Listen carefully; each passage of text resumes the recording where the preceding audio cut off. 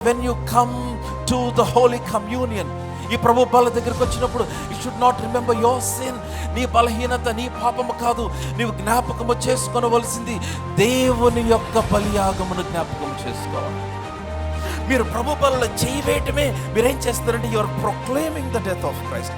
మీరు ఆయన మరణమును ప్రచురిస్తున్నారంటే ఏంటో తెలుసా?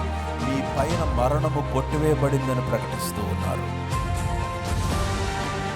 Whenever you talk about the death of Jesus, క్రీస్తు మరణము ప్రచురించిన ప్రతిసారి మీ పైన నియమించబడిన ప్రతి అకాల మరణము కొట్టివేయబడుతుంది.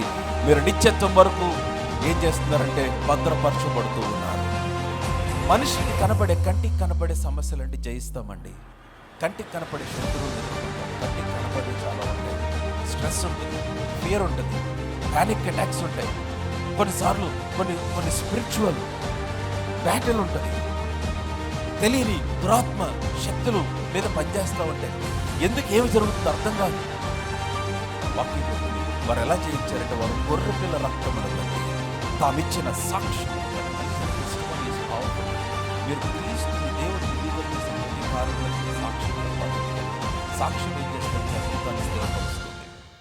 1 Corinthians chapter 11. Let's read from verse 24, 24వ వచనం నుంచి. దానిని విరిచి ఇది మీ కొరకైన 23 నుండి చదువుదాం. Let's read from verse 23. నేను మీకు అప్పగించిన దానిని ప్రభువు వలన పొందితిని. ప్రభువైన యేసు తాను అప్పగింపబడిన రాత్రి ఒక రొట్టెను ఎత్తుకొని కృతజ్ఞతాస్తుతులు చెల్లించి. ఒక్క నిమిషం ఇక్కడ ఆగుదాం. ఈ పత్రిక ఎవరు రాస్తున్నారు? నాతో మాట్లాడాలి. ఈ పత్రిక ఎవరు రాస్తున్నారు? అపోస్తలుడైన పౌలు రాస్తున్నాడు. ఎవరికి రాస్తున్నాడు? కొరింథీ పట్టణంలో ఉన్న సంఘానికి రాస్తున్నాడు. Now he is trying to explain about the holy communion, the grain and the wine.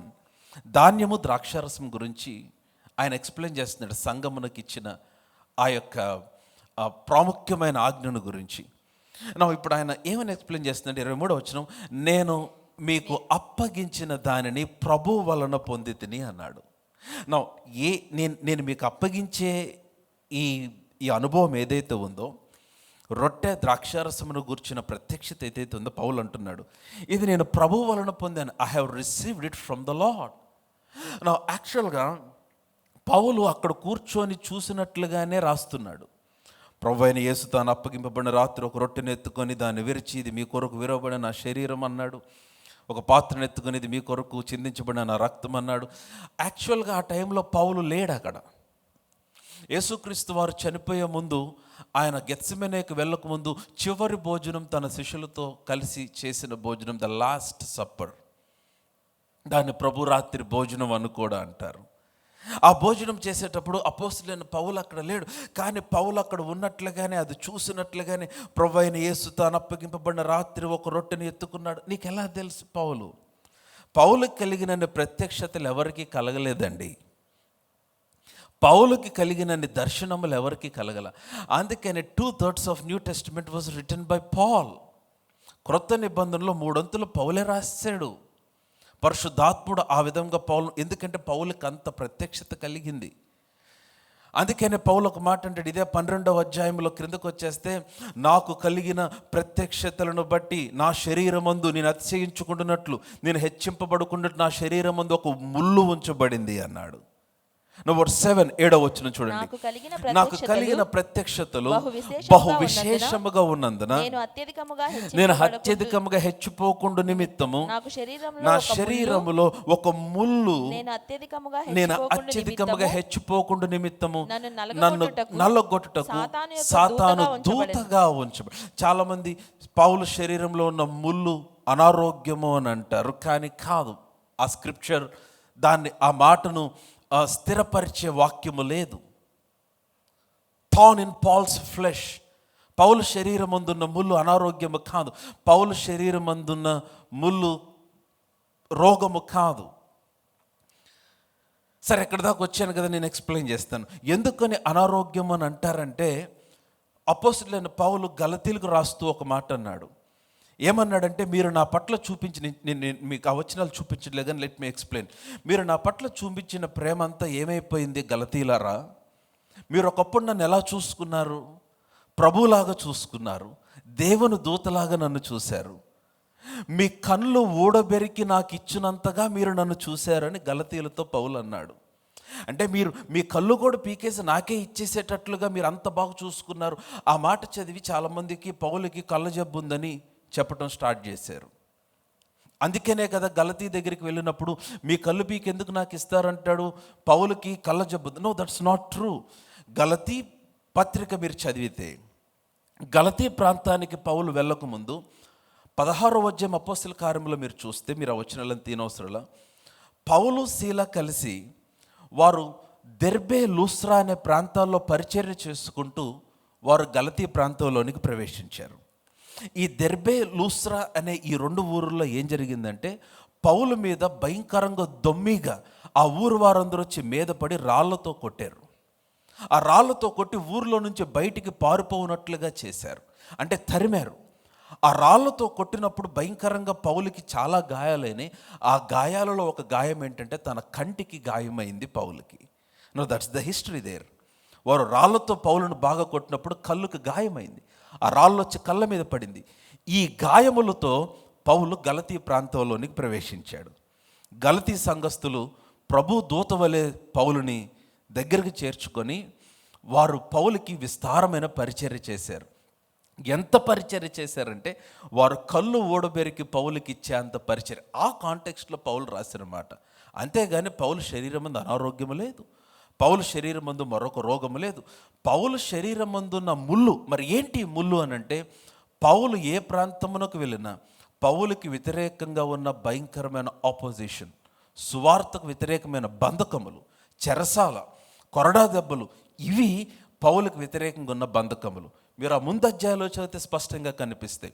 1 తక్కువ 40 దెబ్బలు 5 మారులు తిన్నానని, జాగారముల్లో ఉన్నానని, ఓడబద్దలైపోయిన పరిస్థితిలో ఉన్నానని, భయంకరంగా హింసించబడ్డాడు. ఇవి పౌలుకు కలిగిన ములు. ఇవన్నీ ఎందుకు కలిగినాయి అంటే పౌలు ఎక్స్ప్లెయిన్ చేస్తున్నాడు, నాకు కలిగిన ప్రత్యక్షతలు బహు విశేషముగా ఉన్నందున నేను హెచ్చిపోకుండానట్లు ఆయన నా శరీరం మందు ఒక ముళ్ళు ఉంచి ఉన్నాడు. కమాన్, హల్లెలూయా.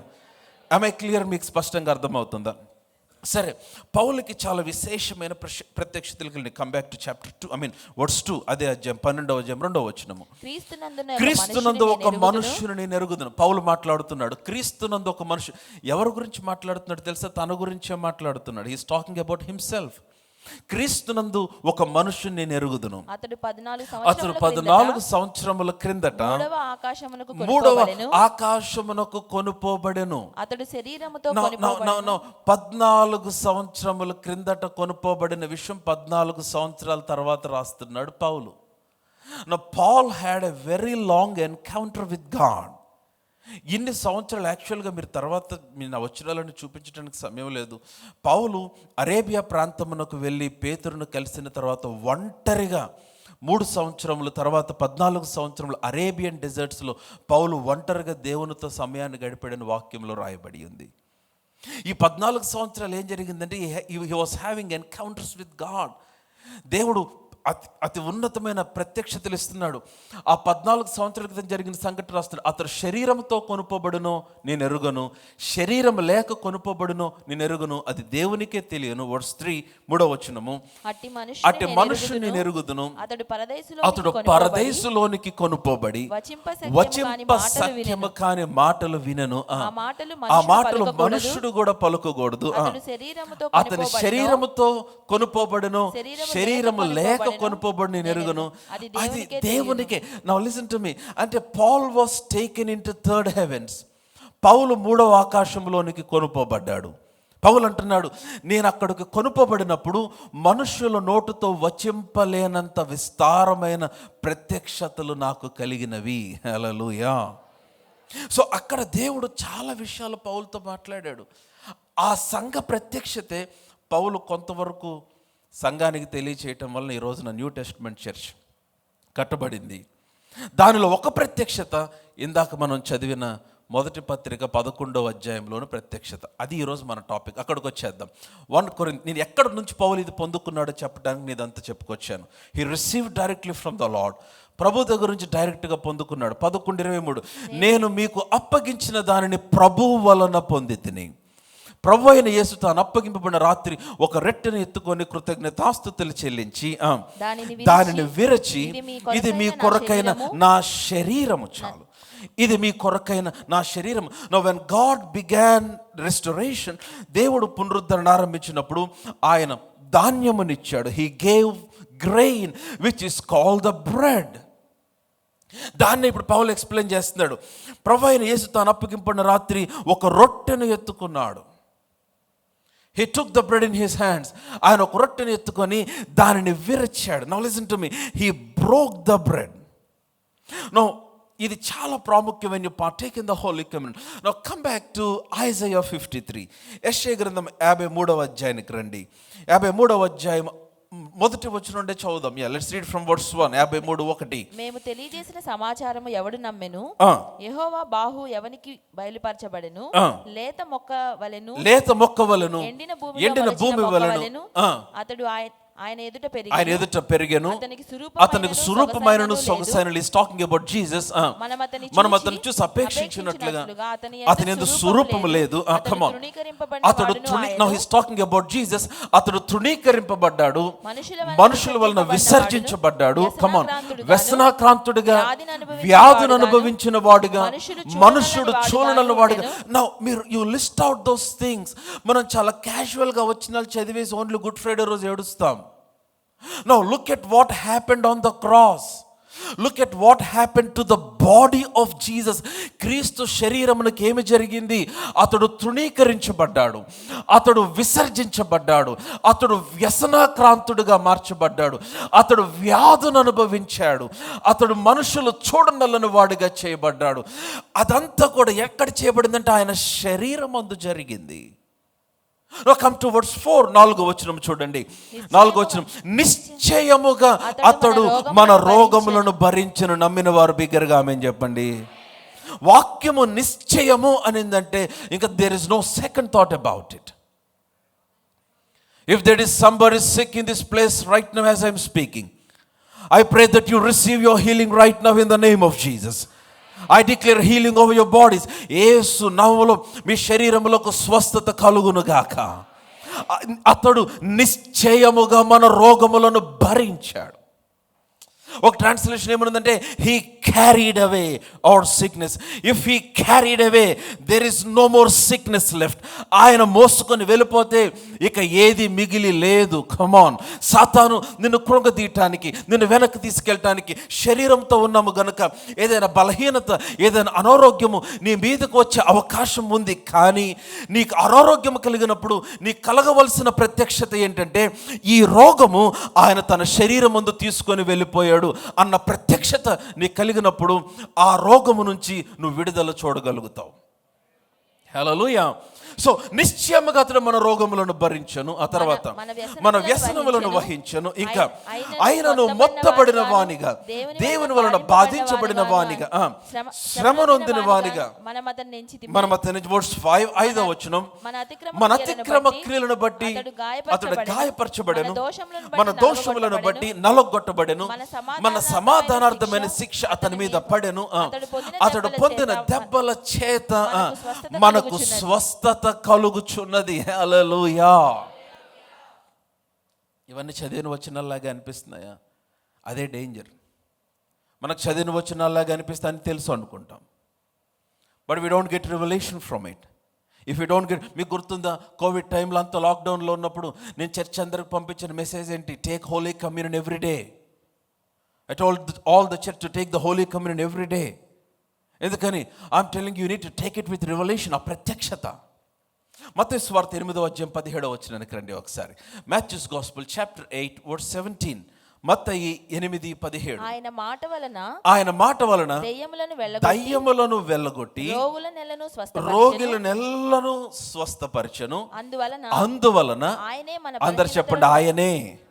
చెప్పాలి ఆయనే. ఇంకొంచెం బిగ్గరగా ఆయనే ఏం చేశాడు? మన రోగములను మన బలహీనతలను వహించుకొని మన రోగములను భరించాడు. Hallelujah. Come on, hallelujah. English బైబిల్లో చాలా బాగుంది. On himself, he himself took in order to carry away our weaknesses. మన బలహీనతలను వహించుకొని వెళ్ళాడు. Wow, beautiful word. మన బలహీనతలను వహించుకొని వెళ్ళాడు, మన రోగములను భరించాడు. He bore away, he bore away, he carried away our infirmities and our weaknesses. ఆయనే తన శరీరం మందు. కమాన్, నా మాట వింటున్నారా? నా మాట వింటున్నట్లయితే ఆమె చెప్పండి. కాబట్టి ప్రభువైన యేసు తాను అప్పగింపండి రాత్రి. కమింగ్ బ్యాక్ టు 1 Corinthians 11, ఆయన ఒక రొట్టెని ఎత్తుకొని ఆయన అన్నాడు, ఇది నా శరీరము, ఇది నా శరీరము, దిస్ ఈజ్ మై బాడీ. అదే ఉంది వర్స్ 24, ఇది నా శరీరము. తెలుగు బైబిల్ కింద ఫుట్ నోట్లో ఏముంది? ఇది మీ కొరకు విరవబడిన నా శరీరము, my body that is broken for you. ఒక ట్రాన్స్లేషన్ రాయబడింది, the body that is torn for you. మీ కొరకు చినిగిపోయింది ఆ శరీరం. అమ్మ, మన రోగం ఆ శరీరం మీద ట్రాన్స్ఫర్ చేయబడింది. మన బలహీనతలు ఆ శరీరం మీద మోపబడ్డాయి. మన యొక్క వ్యసనములు, మనకు కలిగినవన్నీ కూడా ఆయన శరీరం మీద మోపబడ్డాయి. అవన్నీ ఆయన శరీరం మీద మోపబడి ఏమైపోయిందంటే ఆయన శరీరము విరిగిపోయింది, చినిగిపోయింది. ఆయన శరీరము భయంకరమైన స్థితిలోనికి వెళ్ళిపోయింది ఆ సిలువలో. Are you all with me? నా మాట అర్థమవుతుందా?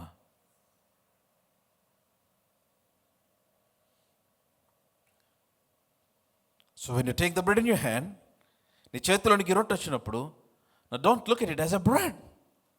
ఇది ఒక రొట్టె కాదు, నీ చేతిలో ఉన్నది ఆయన శరీరము, నీ కొరకు విరవబడిన శరీరము, నీ రోగమును భరించిన శరీరము, నీ వ్యసనములను వహించిన, నీ ఎడిక్షన్స్ని భరించిన శరీరము, నీ బలహీనత, నీ వీక్నెస్ని భరించిన శరీరం ఇది.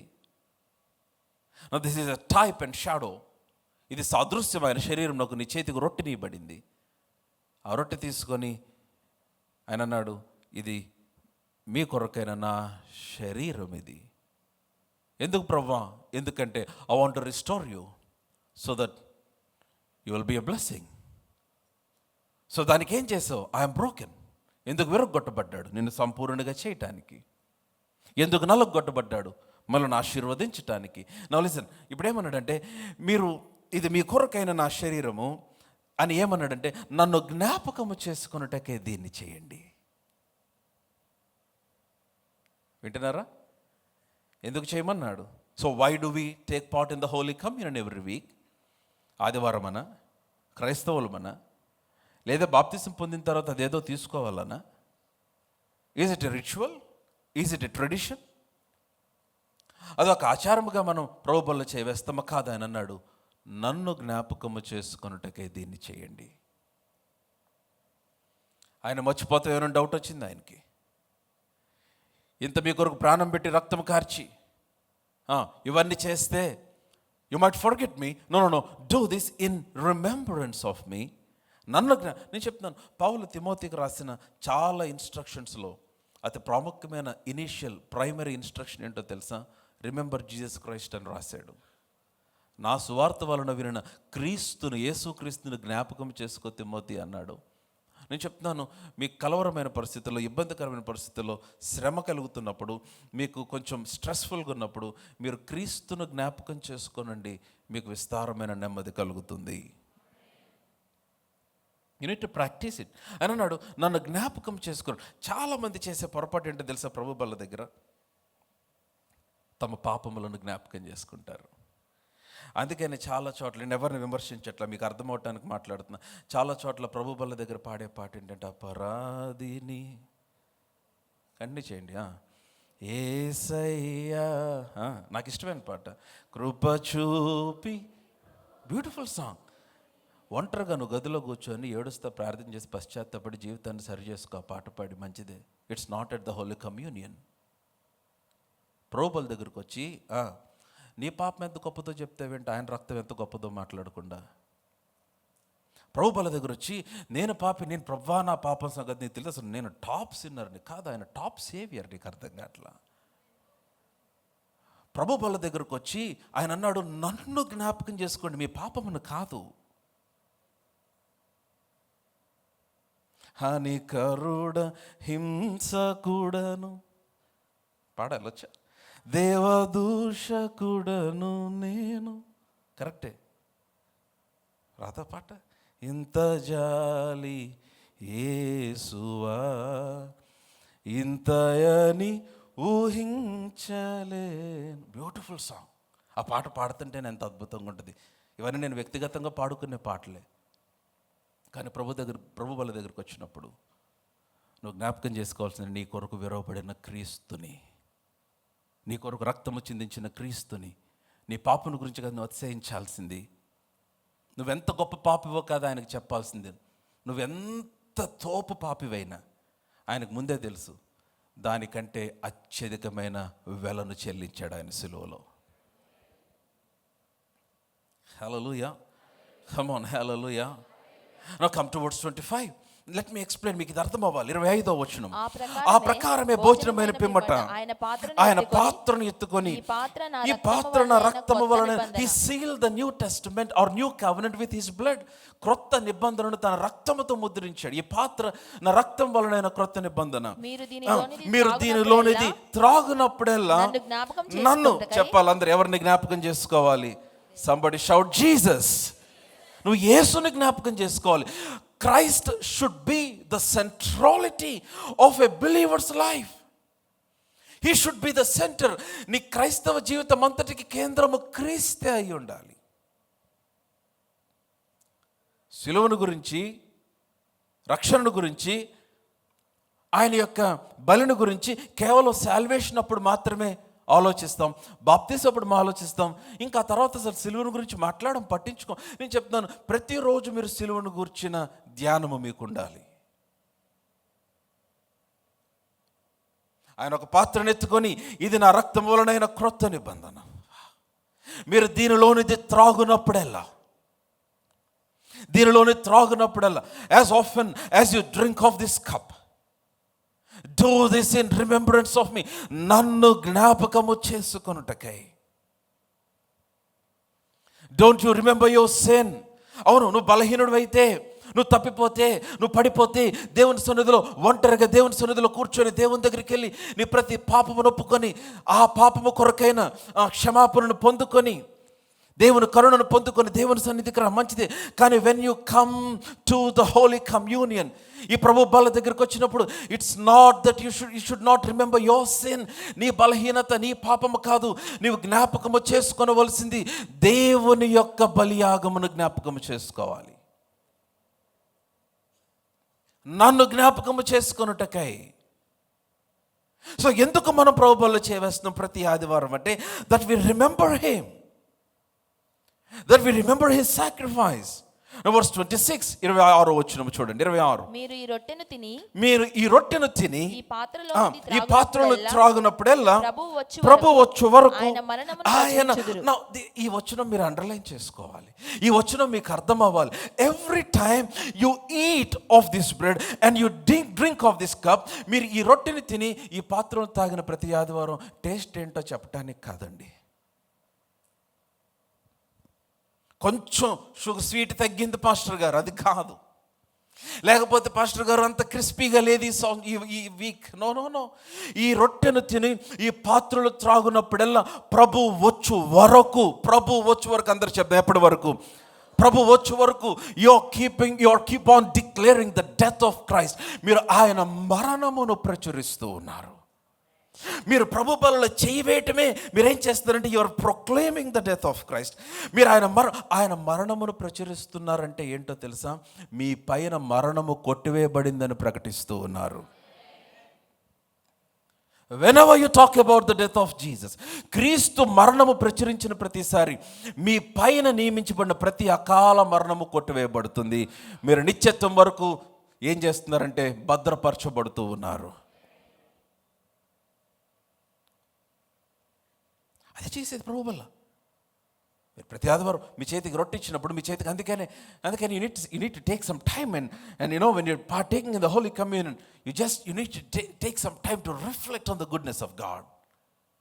ఆ ప్రభు వల్ల మీ చేతికి ఇచ్చినప్పుడు ఆయన నీ కొరకు చెల్లించిన వెలను జ్ఞాపకం చేసుకున్నప్పుడు, మీరు ఆ రొట్టెను తినప్పుడు, మీరు ఆ రక్తమును త్రాగినప్పుడు, నేను చెప్తున్నాను, యేసుక్రీస్తు వారు అన్నాడు, నా శరీరమును తిన రక్తము తాగువాడు నిత్య జీవం గలవాడు అన్నాడు యోహాను సువార్తలో. ఇట్స్ హార్డ్ వర్డ్ యాక్చువల్గా. వినటానికి అంత బాగున్నట్టుగా అనిపించలేదు, అభ్యంతరకరమైన మాట. అందుకే నా మాట విన్న తర్వాత చాలామంది వెళ్ళిపోయారు. అర్థమైన వాళ్ళు ఆగిపోయారు, ఉండిపోయారు. ఆయన అంటిపెట్టుకుని ఉన్నారు, కానీ అభ్యంతరపడిన వారందరూ వెళ్ళిపోయారు, చాలామంది వెళ్ళిపోయారు. మీకు మాట చెప్తా, when you partake in the holy communion you are becoming one with Christ. మీరు క్రీస్తులో ఏకమైపోతూ ఉన్నారు. మీరు యువర్ లిటరల్లీ, నేను చెప్తున్నాను, please understand, in the context your literally eating the body of Jesus. యేసు శరీరములో మీరు పాలు పొందుచూ ఉన్నారు.